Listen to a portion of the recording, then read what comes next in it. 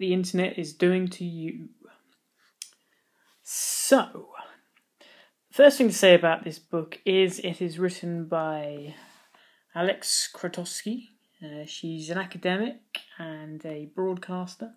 She's been researching the internet for 13 years, and this book has come about as a result of that research, and it is by no means heavy on the academic scale of things. This is a very light read. This is intended for anyone, hence why the you. It's you. Such a big you, talking to you, because it wants you to read it.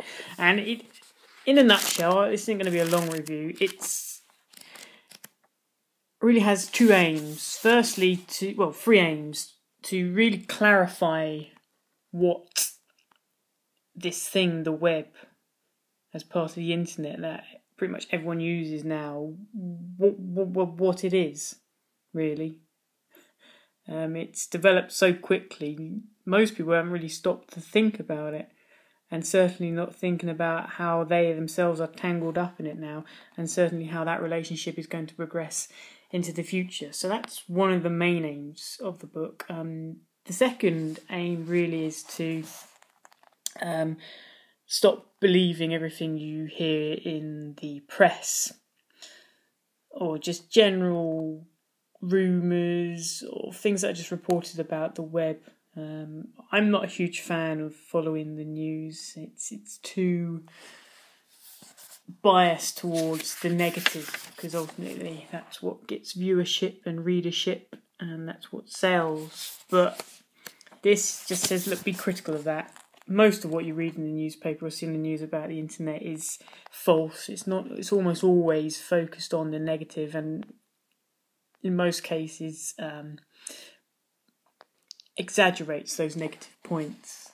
And the book goes some way in clarifying some of the more common negative points that have been targeted at the internet, and of various things that humans have done in the past 13 years that have been blamed on the internet. So that's the second point. And really the third point is, in addition to be critical of what is told, what is reported about the internet and its effects on us, the third point is to be critical of the internet itself. There's really in the book, she really establishes the idea that the internet is still new, it's still very young, and it's very flawed in the sense that it still has a long way to go.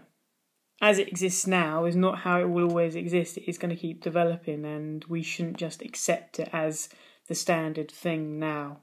We shouldn't get too comfortable with it, which isn't to say you can't use it, but we do need to be more critical towards our day-to-day use of it and how we are entangling ourselves within it.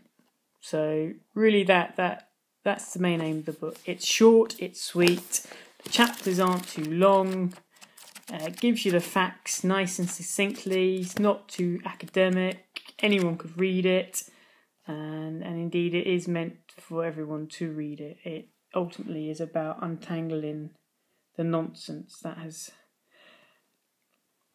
been perpetrated around the web, by the web, and for the web, by us.